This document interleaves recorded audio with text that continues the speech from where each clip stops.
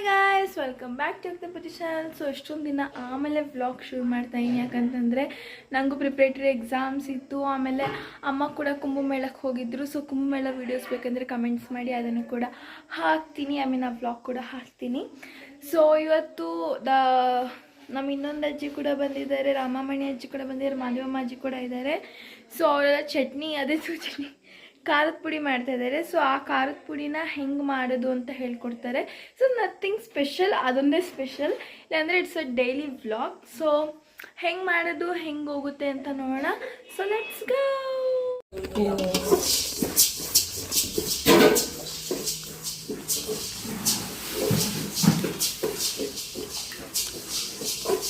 ಹುಳಿ ಪುಡಿ, ಗೊಜ್ಜು ಪುಡಿ ಮನೆಯಲ್ಲೇ ಮಾಡ್ತಾ ಇದ್ದೀನಿ. ಸಾಂಬಾರ್ ಪುಡಿಗೆ ಉದ್ದಿನಬೇಳೆ, ಕಡಲೆಬೇಳೆ, ಮೆಂತ್ಯ, ಸಾಸಿವೆ, ಜೀರಿಗೆ, ಮೆಣಸು ಎಲ್ಲ ಫಸ್ಟ್ ಹುರ್ಕೋಬೇಕು. ಧನಿಯಾ, ಮೆಣಸಿನ್ಕಾಯಿ ಎಲ್ಲ ಹುರ್ಕೊಂಡು ಎಲ್ಲ ಮಿಕ್ಸಿಂಗ್ ಮಾಡಿದ್ರೆ ಹುಳಿ ಪುಡಿ ರೆಡಿ ಆಗುತ್ತೆ. ಗೊಜ್ಜು ಪುಡಿಗೆ ಧನಿಯಾ, ಮೆಣಸಿನ್ಕಾಯಿ ಮಾತ್ರ ಸಪ್ರೇಟ್ ಮಾಡಿಕೊಂಡು ಅದಕ್ಕೆ ಅರಿಶಿಣದ ಕೊನೆ ಇದೆಲ್ಲ ಹಾಕಿ ಮಿಲ್ಕ್ ಮಾಡಿಸ್ತೀವಿ. ಕೊನೆಯಲ್ಲಿ ಹಿಂಗು, ಕರಿಬೇವು ಇದೆಲ್ಲ ಹಾಕಿ ಎಣ್ಣೆಲಿ ಹುರ್ಕೊಂಡು ಮಿಕ್ಸ್ ಮಾಡ್ತೀವಿ. ಇದು ಸಾಂಬಾರ್ ಪುಡಿಗೆ. ಇದು ಧನಿಯಾ ಪುಡಿಗೆ ಬರೀ ಇದು ಕೊತ್ತಂಬರಿ ಬೀಜ, ಧನಿಯಾ, ಕೊತ್ತಂಬರಿ ಬೀಜ, ಮೆಣಸಿನ್ಕಾಯಿ, ಅರಿಶಿಣದ ಕೊನೆ ಇಷ್ಟೇ. ಎಷ್ಟು ವರ್ಷದಿಂದ ಮಾಡ್ತಿದ್ದೀರಾ ಅಜ್ಜಿ ಇದನ್ನ? ನಾವು ಇದು 10-15 ವರ್ಷದಿಂದ ಮನೆಯಲ್ಲೇ ಮಾಡ್ತಾ ಇದ್ದೀನಿ. 20-25 ವರ್ಷದಿಂದ ಮಾಡ್ತಾನೆ ಇದ್ದೀನಿ. ಈಗ ಮಗಳ ಮನೇಲಿ ಮಾಡ್ತಾ ಇದ್ದೀನಿ. ಇದನ್ನೆಲ್ಲ ಈ ಥರ ಎಲ್ಲ ಉಟ್ಕೊಂಡಿದ್ದಾರೆ. ಇವಾಗ ಏನೇನು ಹೇಳೋದಲ್ಲ ಅದನ್ನೆಲ್ಲ ಇಲ್ಲೆಲ್ಲ ಉಟ್ಕೊಂಡಿದ್ದಾರೆ. ಇಲ್ಲಿ ಮೆಣಸಿನ್ಕಾಯಿ ಎಲ್ಲ ಉಟ್ಕೊಂಡಿದ್ದಾರೆ. ಈ ಅಜ್ಜಿ ಕೂಡ ಏನಮ್ಮ ಏನಜ್ಜಿ ಮಾಡ್ತಾ ಇದ್ದೀರಾ? ಬೆಳ್ಳುಳ್ಳಿ ಮುಡಿಸ್ತಾನು. ಗೊಜ್ಜುಪಿಡಿಗೆ ಈ ಥರ ಸಪ್ರೇಟ್ ಮಾಡ್ಕೊಡ್ತಾರೆ. ಧನಿಯಾ, ಸ್ವಲ್ಪ ಜೋರಾಗಿ ಹೇಳ್ತೀರಾ?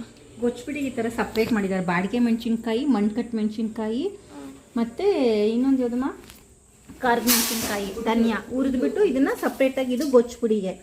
ಇದು ಹುಳಿ ಪುಡಿಗೆ ಬ್ಯಾಡಿಗೆ ಮೆಣಸಿನ್ಕಾಯಿ, ಮಣ್ಕಟ್ ಮೆಣಸಿನ್ಕಾಯಿ, ಖಾರದ ಮೆಣಸಿನ್ಕಾಯಿ, ಧನಿಯಾ ಜೊತೆಗೆ ಈ ಥರ ಕಾಳುಗಳೆಲ್ಲ ಉಡ್ತಿ ಮಾಡ್ತಾರೆ. ಅಮ್ಮ ಹೇಳ್ತಾರಲ್ಲ ಆ ಥರ ಎಲ್ಲ ಕಾಳು ಹುರಿದ್ಬಿಟ್ಟು ಈ ಥರ ಸಪ್ರೇಟ್ ಸ್ವಲ್ಪ ಹಾರದ ಮೇಲೆ ಇದಕ್ಕೆ ಹಾಕಿ ಪೌಡ್ರ್ ಮಾಡ್ಕೊಳ್ಳೋದು. ಇದು ಹುಳಿ ಪುಡಿಗಾಗುತ್ತೆ. ಇದು ಇವಾಗಲೇ ಮಾಡ್ತೀರಾ ಪೌಡ್ರನ್ನ? ಹಾಂ, ಮಿಲ್ ಮಾಡಿಸ್ಕೊಂಡು ಬರ್ತೀವಿ. ಓಕೆ.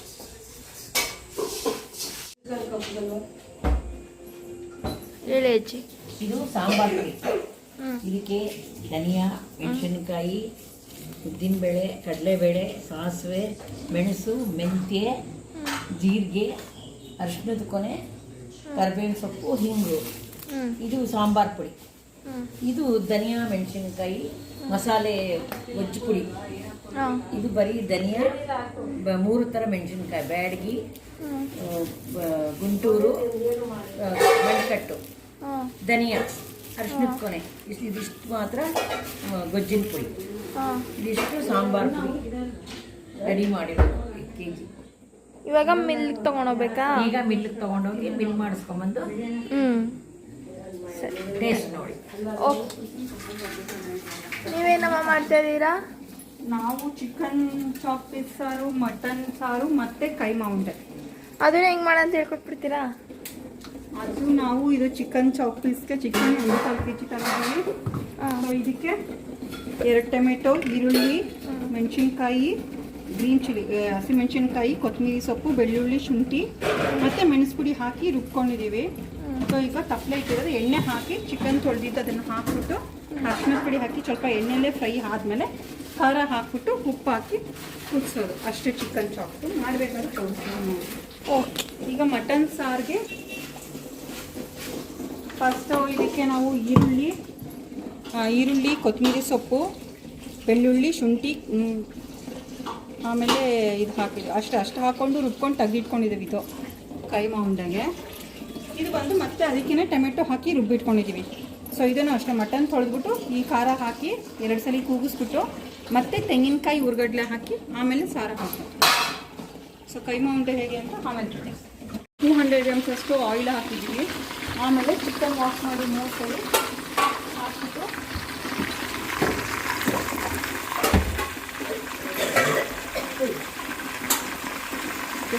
ಸ್ವಲ್ಪ ಅರ್ಶಿನ ಪುಡಿ ಹಾಕ್ಬೋದು. ಜಾಸ್ತಿ ಹಾಕ್ಬಿಟ್ರೆ ಖಾರ ಕಮ್ಮಿ ಬರುತ್ತೆ.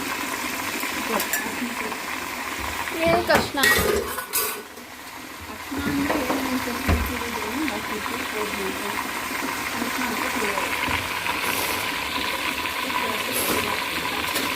ಕೊಡು ಮಾಮ. ಸೊ ಇದನ್ನು ಚೆನ್ನಾಗಿ ಕಲಿತು ಎಣ್ಣೆಲೆ ಬಾಂಡೆ ಸ್ವಲ್ಪ ಎಣ್ಣೆಲೆ ಇರೋದು ಚೆನ್ನಾಗಿ ಆರೆಲ್ಲ ತಾನೇ. ಸೊ ಗೈಸ್, ಚಿಕನ್ ಯಾರ್ಯಾರು ಇಷ್ಟ ಅವರೆಲ್ಲ ಈ ವಿಡಿಯೋನ ಲೈಕ್ ಮಾಡಿ. ನನಗೆ ಚಿಕನ್ ತುಂಬಾ ಇಷ್ಟ. ಸೊ ಇಲ್ಲಿ ಚಿಕನ್ ಹಾಕ್ತಾ ಉಂಟು.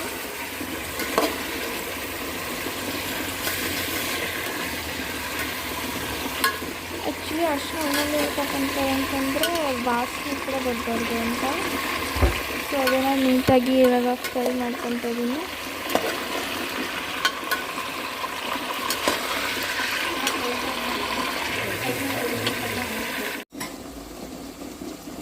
ಚಿಕನಲ್ಲಿ ಈಗ ಎಣ್ಣೆ ಈಗ ಮುಕ್ಕಿ ಈ ಥರ ಆಗಿರುತ್ತೆ.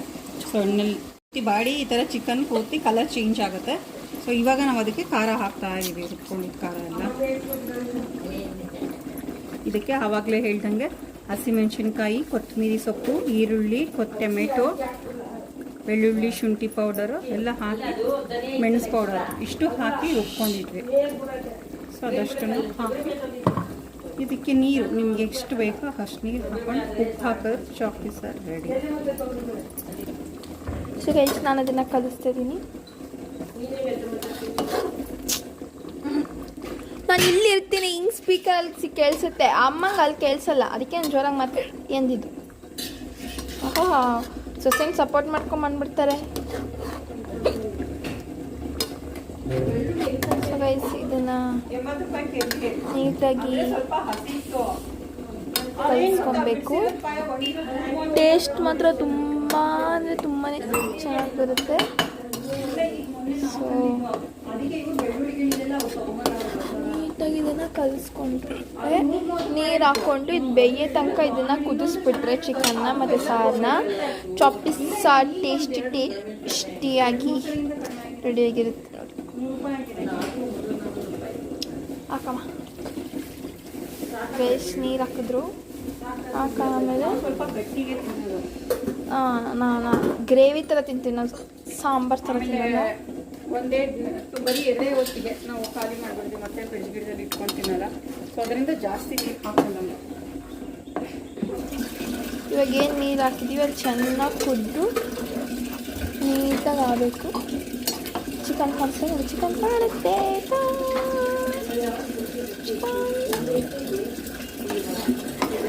ಚಿಕನ್ ಕೂಡ ನೀಟಾಗಿ ಕಲರ್ ಇಟ್ಕೊಳ್ಳುತ್ತೆ. ಚಿಕನ್ ಸಾರಿದು ರುಚಿಗೆ ತಕ್ಕಷ್ಟು ಉಪ್ಪು, ಸ್ಪೂನಷ್ಟು ಹಾಕ್ತೀವಿ.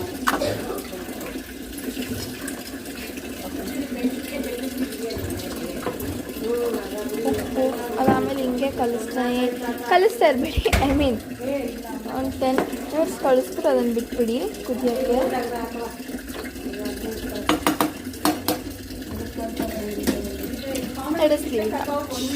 ಕುಕ್ಕರ್ಗೆ ಹಾಕ್ಬಿಟ್ಟು 3 ಸೌಟಷ್ಟು ಎಣ್ಣೆ ಹಾಕಿದ್ದೀವಿ, ಮತ್ತು ಮಟನ್ ಹಾಕಿದ್ದೀವಿ. ಈಗ ಇದು ಖಾರ ಹಾಕ್ತಾ ಇದ್ದೀವಿ. ಟೊಮೆಟೊ, ಈರುಳ್ಳಿ, ಕೊತ್ತಂಬರಿ ಸೊಪ್ಪು, ಬೆಳ್ಳುಳ್ಳಿ, ಶುಂಠಿ, ಚಕ್ಕೆ ಲವಂಗ ಪೌಡರು ಎಲ್ಲ ಹಾಕಿದ್ವಿ. ಇದನ್ನು ಹಾಕ್ಬಿಟ್ಟು ಒಂದು 3 ವಿಷಲ್ ಕೂಗಿಸ್ಕೊಂಡು ಮತ್ತೆ ತೆಂಗಿನಕಾಯಿ ಉರ್ಗಡ್ಲೆ ರುಬ್ಬಿರೋದನ್ನು ಹಾಕ್ತೀವಿ ಮಟನ್ ಸಾರು. ನೀವೇನು ಮಾಡ್ತಿದ್ದೀರಾ ಅಜ್ಜಿ? ನಾನು ಕೈಮಾ. ಅದು ಹೆಂಗೆ ಮಾಡೋದು? ಕಾಯಿ ಕಡಲೆ ಫಸ್ಟು ಮಿಕ್ಸಿ ಮಾಡ್ಕೋಬೇಕು. ಆಮೇಲೆ ಅದು ಖಾರ ಉಪ್ಪು ಎಲ್ಲ ಮಿಕ್ಸಿ ಆದಮೇಲೆ ಅದು ನುಣ್ಣಗಾದ್ಮೇಲೆ ಕೈಮಾ 1-2 ರೌಂಡು ಮಿಕ್ಸಿ ಮಾಡಬೇಕು. ಆಮೇಲೆ ಸ್ವಲ್ಪ ಎಣ್ಣೆ ಕೈ ಎತ್ಕೊಂಡು ಉಂಡೆ ಮಾಡಿ ಎಣ್ಣೆಯಲ್ಲಿ ಫ್ರೈ ಮಾಡಬೇಕು. ಮತ್ತೆ ಎಣ್ಣೆಯಲ್ಲಿ ಫ್ರೈ ಮಾಡುವಾಗ ಓಕೆ ಅಜ್ಜಿ. ಈ ಥರ ಹಾಕ್ಕೊಂಡಿದ್ವಿ. ಇದಕ್ಕೊಂದು ಮೊಟ್ಟೆ ಹಾಕ್ಬಿಟ್ಟು ಚೆನ್ನಾಗಿ ಕಲಿಸ್ಬಿಟ್ಟು ಸಣ್ಣ ಸಣ್ಣ ಉಂಡೆ ಮಾಡಿ ಇಟ್ಕೋಬೇಕು. ಆಮೇಲೆ ಒಂದು ತವಾಗೆ ಒಂಚೂರು ಎಣ್ಣೆ ಹಾಕ್ಬಿಟ್ಟು ಲೈಟಾಗಿ ಸ್ಲೋ ಫ್ಲೇಮಲ್ಲಿ ಫ್ರೈ ಮಾಡ್ಕೊಂಬಿಟ್ಟು ಆಮೇಲೆ ಲಾಸ್ಟಲ್ಲಿ ಇನ್ನೇನು ಆಫ್ ಮಾಡ್ತೀವಿ ಸಾರು ಅಂದಾಗ ಕೈಮಾ ಹಾಕಬೇಕು, ಇಲ್ಲಾಂದರೆ ಒಡೆದೋಗುತ್ತೆ ಅಂತ. ಸೊ ಈ ಥರ ಚೆನ್ನಾಗಿ ಮೊಟ್ಟೆ ಹಾಕಿ ಕಲಿಸಿದ್ದೀವಿ. ಚಿಕ್ಕ ಚಿಕ್ಕ ಉಂಡೆ ಮಾಡ್ತೀವಿ. ಇಲ್ಲಿ ನಮ್ಮ ಚಿಕನ್ ಸಾರು, ಅದು ಮಟನ್ ಸಾರು ಅಜ್ಜಿ. ಚಿಕನ್ ಸಾರು ಕೂಡ ರೆಡಿಯಾಗಿದೆ. ಹೋ ಮಟನ್ ಸಾರು ಕೂಡ ರೆಡಿಯಾಗಿದೆ. ಕೈಮಾ ಇನ್ನೇನು ರೆಡಿ ಆಗೋಗುತ್ತೆ. ಮನೆ ಎಲ್ಲ ಫುಲ್ ಗಲೀಜಾಗಿದೆ. ಇವಾಗ ಮಿಲ್ಗೆ ಹೋಗ್ಬೇಕಂತೆ. ಮಿಲ್ಗೆ ಹೋಗ್ಬೇಕಾದ್ರೆ ತೋರ್ಸೋಣ. ಹಾಂ, ಸೊ ಇದು ಹುಳಿ ಪುಡಿ sambar powder, so light colour. So ಇದು ನೋಡಿ ಹೆಂಗಿದೆ, ಖಾರದ ಪುಡಿ, ಬಜ್ಜಿ ಪುಡಿ, ಇದು ಖಾರ ಪುಡಿ ಇದೆ. ಇದು ಹುಳಿ ಪುಡಿ ಸಾಂಬಾರು ಪೌಡರ್. ನಾವು ಮಿಕ್ಸಿ ಮಾಡಿ ಎಲ್ಲ ರೆಡಿ ಮಾಡ್ಕೊಂಡಿದ್ದೀವಿ. ಈಗ ಸಣ್ಣ ಸಣ್ಣದಾಗಿ ಗೋಲಾಕಾರದಲ್ಲಿ ಉಂಡೆ ಕಟ್ಟಿ ಎಣ್ಣೆಯಲ್ಲಿ ಫ್ರೈ ಮಾಡಿ, ಚೆನ್ನಾಗಿ ಫ್ರೈ ಆದಮೇಲೆ ಮತ್ತೆ ಇದನ್ನು ಕೈಮಾ ಸಾರಿಗೆ ಹಾಕಿ ಮತ್ತೆ ಒಂದು ಕುದಿ ಕುದಿಸ್ಬೇಕು. ಇಲ್ಲಾಂದ್ರೆ ಫ್ರೈ ಮಾಡಿರೋದು ಹಂಗೆ ಕೂಡ ತಿನ್ಬತ್ತಾನೆ. ಫ್ರೈ ಮಾಡಿದ್ದನ್ನು ಬೇಕಾದ್ರೆ ತಿನ್ಬಹುದು, ಒಡೆ ಥರ ಇರುತ್ತೆ. ಹಾಂ, ಸಾರಿಗೆ ಹಾಕಿದ್ರೆ ಮಟನ್ ಸಾರು ready.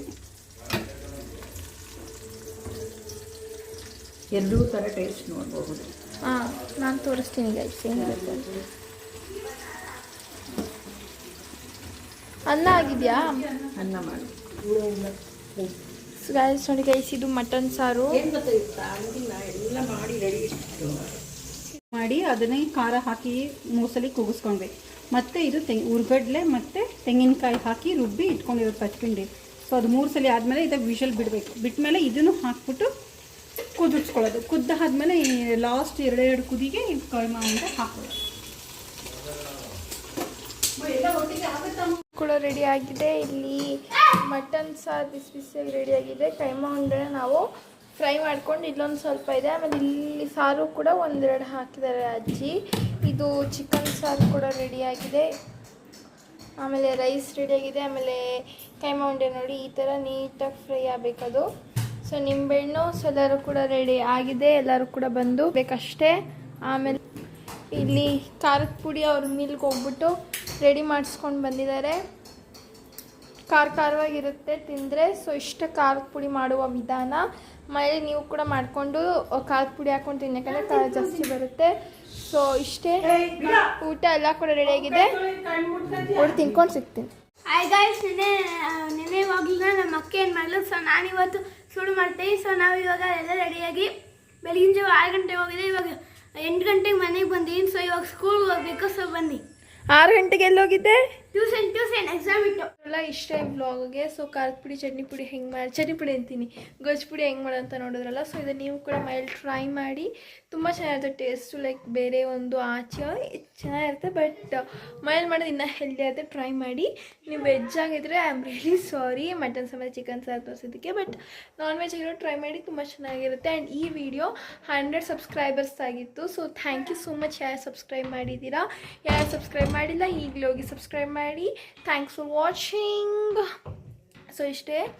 Subscribe to the channel, comment, share, like ಮಾಡಿ. So stay tune. ಬಾಯ್.